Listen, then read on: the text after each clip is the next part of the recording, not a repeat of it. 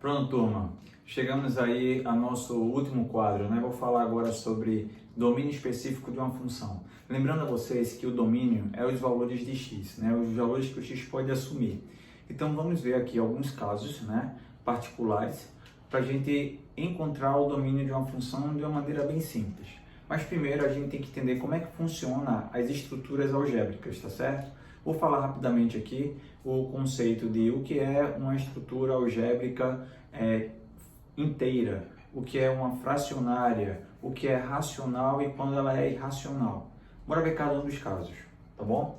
Então, primeiramente, estou falando aqui de função inteira e racional. Essa palavrinha inteira e essa palavrinha fracionária, bora entender primeiro a diferença delas duas antes de dar continuidade ao nosso conteúdo. Ora, a nossa função ela é chamada de inteira quando a variável ela aparece apenas no numerador, tá bom? Então, aqui tem dois exemplos de funções do tipo inteira. Note que a primeira aparece a função f de x igual a 2x mais raiz de 3. E a segunda tem y, lembrando que o nosso y, o nosso f de x, é igual a 2x mais 5 dividido por 4. Apesar da segunda ter uma estrutura fracionária, né, uma estrutura de uma fração, ela é chamada do tipo inteira porque não existe variável no denominador. Diferente desse segundo caso, que a gente tem uma estrutura fracionária, mas aparece a variável no denominador da fração. E quando isso acontece, essa função, né, ou expressão algébrica, ela é chamada de fracionária. Então aqui, ó, inteira, porque não tem variável no denominador, inteira também, fracionária, porque tem variável no denominador, e fracionária, ok? Agora, bora ver a diferença entre racional e irracional. Ela é chamada de irracional se tiver variável dentro da raiz, né? Então, ela é irracional. Caso isso não aconteça, ela é chamada de racional. Então, nesse primeiro exemplo aqui, eu tenho f de x igual a 2x mais raiz de 3, aparece uma fração, uma raiz, mas note que dentro da raiz não aparece a variável. Então, ela é chamada de racional. Aqui nem raiz tem, né? Então, racional.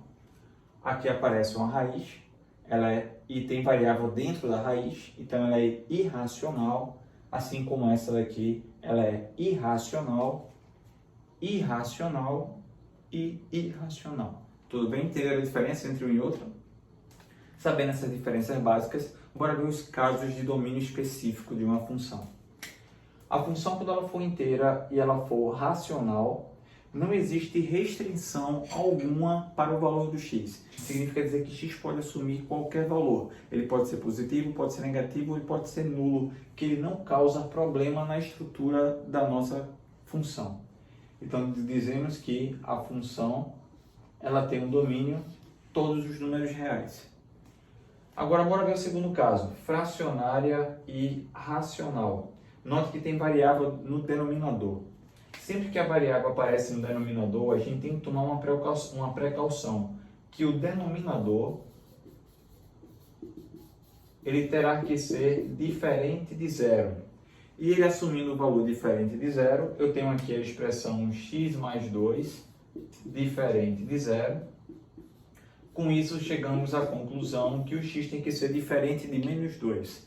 Então, dentro do conjunto lá, o conjunto de partida, o menos 2 ele não faz parte desse conjunto, porque o menos 2 causa problema na minha estrutura da minha função, zerando o denominador. Então, o domínio dessa função seria quem? Domínio. Lembra que o domínio são em valores de x, então, ó, x pertence aos números reais, tal que o x é diferente de menos 2. X não pode assumir esse valor. Terceiro caso, inteira e irracional. Aqui eu estou dividindo em duas subdivisões, né? Estou fazendo aqui em duas etapas, o 3.1 e o 3.2. O 3.1 ele diz que ela é inteira e irracional. Ela tem uma raiz cujo índice é par e ela está localizada no numerador da fração. Então, toda raiz que o índice é par, a gente tem que tomar um cuidado. E o cuidado é que o nosso radicando, que é a expressão que está dentro da raiz, ele deve assumir um valor maior ou igual a zero. Porque a raiz cujo radicando é negativo, né? Raiz de índice par, não é um número real, ele é um número complexo não real. Dentro das funções, trabalhamos com domínio mais amplo possível os reais, tá? Então, não trabalhando dentro do conjunto dos complexos não reais. Então, a nossa preocupação é que o radicando ele seja maior ou igual a zero.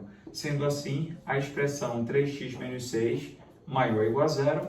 Resolvendo aqui, temos que 3x é maior ou igual do que 6, né? Resolvendo essa inequação. E encontraremos o valor do x maior ou igual que 2, que é quando eu passo 3 dividindo. Então, quem seria o nosso domínio? Domínio da função. X pertence aos números reais, x pode ser um número real, tal que o x ele é maior ou igual a menos 2. Pronto, essa é a nossa restrição. A gente tem que tomar esse cuidado toda vez que eu estiver trabalhando com a raiz cujo índice é par. Agora o 3.2, ele tem um índice, né, ímpar, mas ele está localizado no numerador. Então deixa eu ajeitar aqui. Numerador. Então, índice ímpar no numerador. Pessoal, quando o índice é ímpar, não temos restrição alguma, tá certo? Dentro de uma raiz de índice ímpar, o valor numérico pode assumir valores positivos, negativos ou nulo. Por exemplo, a raiz cúbica de menos 8, ele é um número real e vale menos 2, tá certo? Então, dentro de uma raiz de índice ímpar, não temos restrição. Se não temos restrição, o domínio será todos os números reais, tá bom? Assim como foi o primeiro caso.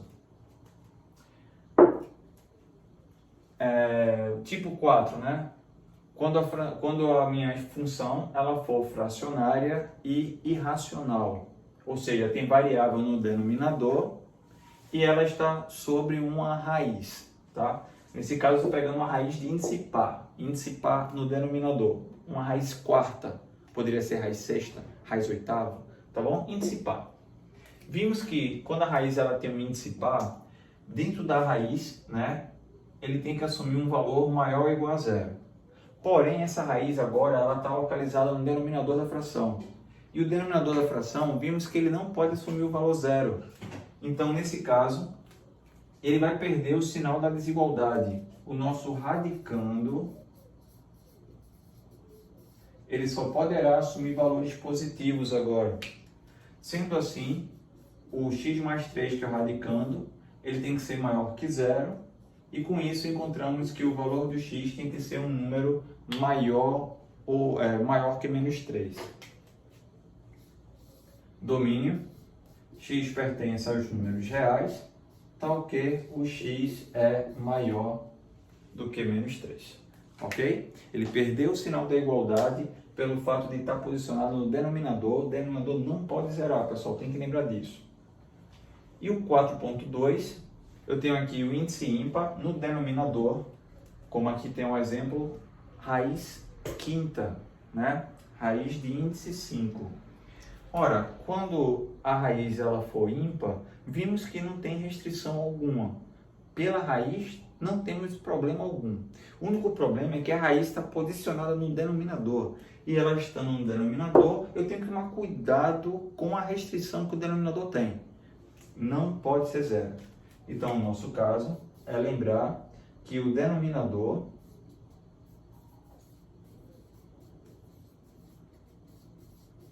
tem que ser diferente de zero. E para isso acontecer, o radicando, que é a expressão que está dentro da raiz, ele não assume o valor zero. Então, o radicando tem que ser diferente de zero. Resolvendo essa minha desigualdade, vamos ficar com x² diferente de 4, e aí x diferente de mais ou menos 2. Então, quem é o nosso domínio? x pertence aos reais, tal que o x é diferente de mais ou menos 2. Posso escrever assim também, pessoal, de uma maneira mais enxuta. Ó. Os números reais menos, né, exceto o 2 positivo e o 2 negativo. Pronto. É outra forma da gente reescrever, né? É uma forma da gente escrever essa resposta. Então, na realidade, vimos aqui 6 casos, né? 6 casos, que eu dividi eles em 4, né? Onde 2 deles teve subdivisões, né? Subdivisões. Então, recapitulando, qual o cuidado que eu tenho que ter? Denominador, que não pode ser zero, e raiz de índice par. Se tiver um numerador, radicando maior ou igual a zero. Se tiver um denominador, apenas maior que zero, tá bom, pessoal? Então, essas são as nossas regrinhas, né? Os nossos casos possíveis de ser cobrado no nosso concurso da ESA sobre domínio específico de uma função. Espero aí ter colaborado com vocês e ter ajudado nessa breve explicação, tá bom? Até mais, pessoal.